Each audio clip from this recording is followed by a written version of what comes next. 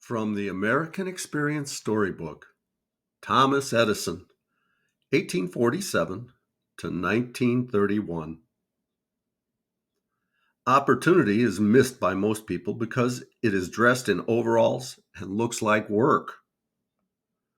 Quoted by John L. Mason in An Enemy Called Average, 1990. Thomas Edison's entire life revolved around invention, discovery, and hard work. As a child, he read voraciously, sold newspapers, and conducted chemistry experiments in the baggage car of a train. During this period of his life, he both saved a little girl from being hit by a train and accidentally started a fire in a train. Later, he worked for the Associated Press, developed a quick way to tally legislative votes, and invented a stock ticker, all before his 25th birthday. A true businessman, grown-up Thomas invented left and right, selling his creations to the highest bidder. He made lots of partnerships with other inventors and even worked with Henry Ford and Nikola Tesla. Thomas invented the battery for the Model T. Although Thomas did not invent the very first light bulb, his version was cheap and efficient enough for regular people to buy. By the time Thomas died at the age of 84, he had over 1,000 patents and had added to his list of inventions the phonograph, the tachymeter, and the kinetograph, the camera used to film movies. Thomas's invention helped kickstart an age of industry and economic boom. Who knows how different the world of technology might have been without him? The following excerpt is from The Boyhood of Great Inventors by A. Fraser Robertson, chapter Thomas Alva Edison. To see as a boy the greatest inventor of the age, we shall have to cross the Atlantic and take a journey to the United States of America. England has done wonders in the way of discovery and invention, but it is to New England, as we call it, because she is a daughter of the old mother country that we must go for a brightness and a sharpness of wit that sometimes make us think of the flash of polished steel. We all know the name of Edison. It is not a name of history, for he is living today, a man still in his prime, still sending out from that wonderful brain of his things that astonish men and have won for him the name of wonder worker of the modern world. I have before me as I write the picture of a square brick house with outside shutters hooked back, a white paling half encircling it, and a couple of bare leafless trees before it. The house is plain and poor and has a strangely unfamiliar look to our English eyes, but it is of the deepest interest to us as the birthplace of Thomas Edison. The boy first saw the light in 1847, and though he came into the world with but a poor provision waiting him, he found himself welcomed with a very wealth of love and tenderness. Mrs. Edison had Scotch blood in her veins, and she was a mother in 1,000. It is a common thing in history to find that a son draws his greatness, many of his best qualities, from his mother, and this son took many of his from Mrs. Edison.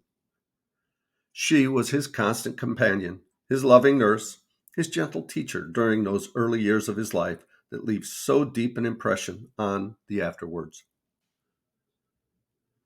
The child was 7 years old when the Edison family moved to a place called Port Huron, and there he began to spend every spare moment in reading. So earnest was he that he set himself to read through the Detroit Free Library and had devoured a close roll of volumes before his attempt was discovered. Strange and solemn sound some of the titles of the books he read when he was 12 years old, a time when most boys are lightly dipping into newspapers and magazines and books of adventure. Burton's Anatomy of Melancholy, Hume's History of England, Gibbon's Decline and Fall of the Roman Empire. In 1862, when he was barely 15 years old, he came out more fully from the shelter of his home and mixed with the busy world, making a place in it for himself by his own young wits. He was a newspaper boy and sold his paper like other boys, not stopping still in one place, but going on the train to different stations along the line and selling as he went. About this time, there was a great fever and ferment in America. The North were fighting with the South, and people panted for news of each battle as it took place. Papers with reports were devoured as soon as printed. Now, thought Edison, is my chance, and there began to work in the brain of the boy a big scheme. As the first step to carrying it out, he betook himself to the station telegraph clerk. If, he said, you will let me wire the war news on a few stations ahead and have it written up on the blackboard, I promise you some papers and now and then a magazine. He repeated his request to different clerks along the line. His eager face and twinkling eyes and earnest words won all hearts, and his request was granted. He next went to the editor of a well-known paper. Give me 1,000 copies, he begged, and I will pay out of the proceeds of my venture. Here again he succeeded, and now it remained but to get the engine driver to promise him a few minutes at the different stations, and he started on his venture. At the first stopping place, he had been wont to sell some half-dozen papers. That day, as he looked out, the platform was strangely crowded, and it suddenly dawned on him from the eager faces of the people and their excited gestures that it was the papers they wanted. He dashed onto the platform and in a few minutes had sold 40 at 5 cents each, or about a penny in our money. It was much the same at the next station. The people had read the headings on the station blackboard, and they crowded onto the platform, an excited, hustling mob for papers. It dawned on the boy here was a chance to raise his prices, so he doubled them and sold 150 where he had used to sell a dozen. It was the same all along the line. At the last station, Port Huron, his home, the people were most excited of all. The town was a mile from the station. Edison started off with his papers, but was met halfway by an eager, hurrying crowd. They all wanted news. He stopped, drawing up in front of the church where a prayer meeting was being held. Presently, the people poured out and surrounded the boy, willing to pay him 5 times the usual price of his paper. He began to take in, as he expressed it in his own terse, telling words, a young fortune. After this, the busy, boyish brain began to look eagerly ahead, to face life seriously. He did not start off on a fresh track. He took hold of what was nearest to his hand, and he bent his mind on improving that. He had found people were in a hurry for news. The quicker they got it, the better they were pleased. Nothing could surely be quicker than that they should get it damp from the press. So it flashed into his brain, why not print a paper on the train? The question was no sooner asked than answered. He looked about till he lighted on an old car, and he rigged it up as a printing office. With old types and stereos he begged from the newspaper office. In his novel press room, he threw off sheet after sheet of what he called the Grand Trunk Herald, the first and last paper ever printed on a train. The boy of 15 was editor, compositor, and news vendor in one. The paper caught on, and the circulation went up to 400. But alas, misfortune was soon to overwhelm the young adventurer. One unlucky day, the printing office, the old car, which grew daily more decrepit and unequal to the jolting of the journey, by a more violent lurch than usual, threw over a bottle of phosphorus. The cork flew out, and in a few seconds the car was in flames. They were easily enough to get under, but Edison's venture had received its death blow. The furious car conductor would henceforth have none of him. He boxed his ears and pitched him onto the platform along with his precious belongings, the whole paraphernalia of his craft. It is a sorry picture that presents itself to our mind's eye. The boy standing half stunned, the rubbish and debris of his belongings strewn at his feet, and the cherished old jolting car, the scene of his labors, gradually fading into the distance. It seemed as if his bright dreams were all extinguished, his golden hopes doomed to come to nothing. As he stood there, he faced it all, a mere boy low down in the world, badly fed, poorly clothed, almost penniless. But we do not hear that he either flinched or complained, or that a boyish sob rose in his throat. He was made of the stuff of the Stoic. It is our hearts that are sore and anguished, not chiefly for the hopes and dreams disappointed, but because of a terrible calamity that befell them then, when he was perhaps hardly conscious of it. But that grew darker and weightier as the years rolled on. when the irritated conductor had boxed the boy's ears, so brutal had been his onslaught that the delicate nerves were injured for life. And now, with the flight of years, has come deafness to wrap the great inventor in a partial mantle of silence.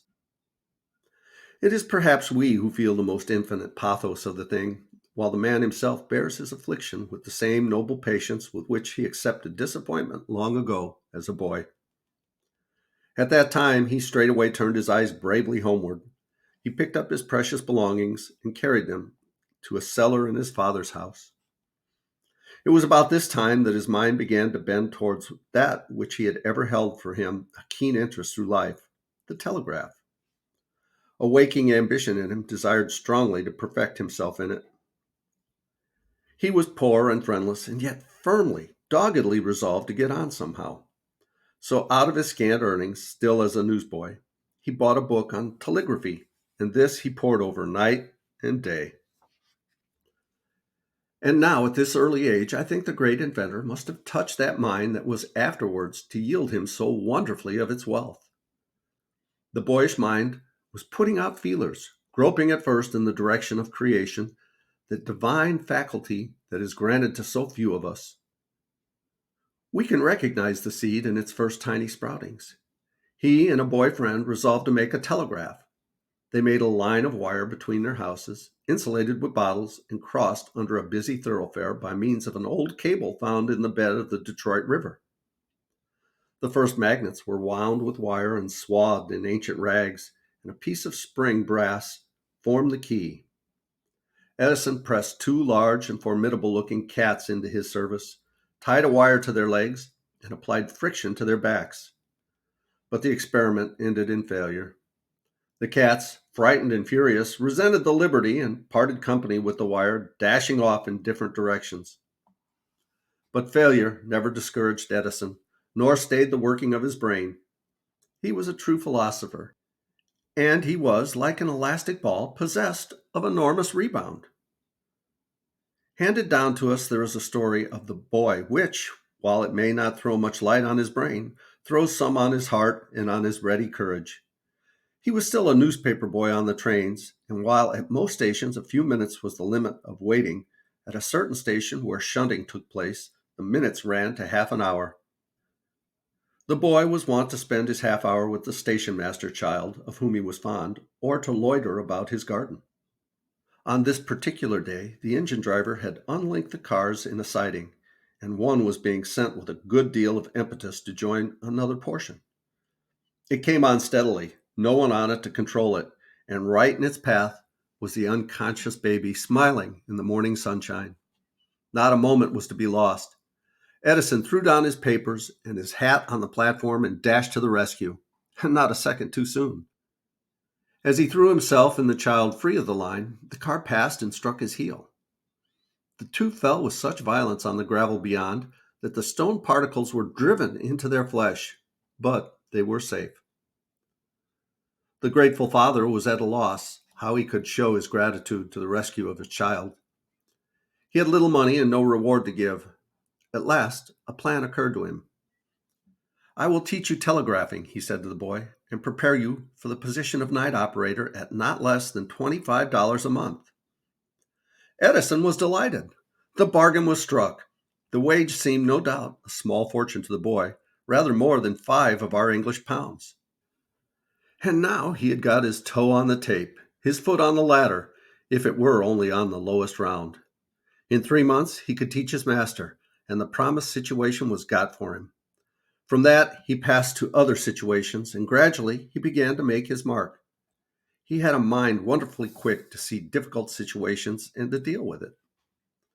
There is a story told about how one winter a severe frost had coated the great river between Port Huron and Sarnia, how the cable was broken, and people could neither get news nor send it to the opposite bank of the river. The spot was crowded with people, baffled and vexed. Edison came along with a brain rarely at fault and faced the thing. Suddenly, to the onlookers' astonishment, he mounted a locomotive and sent a piercing whistle across the water, imitating by the toots of the engine the dots and dashes of the telegraphy system. In this way he shouted, "Hello, Sarnia!" Sarnia, do you get what I say?" At first, there was silence on the part of the telegraph man across the water. The people on the bank were breathless with excitement. At last, the reply came clear, thrilling. The man on the other side had understood, and the two cities could talk again to each other. For this, people began to hear of Edison's fame, but the mania for experiments had seized him. The cut and dried, monotonous routine of work seemed flat and stale to him by comparison. It was as if an enchanted region of fairyland had been opened to the boy. To be allowed to revel in it, he denied himself food and necessary sleep. When he was 17 years old, he invented a telegraph instrument that would transfer writing from one line to another without the help of an operator. There were no want of openings now for him to choose from, but sometimes doors, after they had been opened, were rudely shut again through envy and evil feelings. In the great world of invention and discovery, there are perhaps more ups and downs than in any other. Some of Edison's fellow workers were kind and generous. Others were jealous and detracting. One manager did him an ill turn.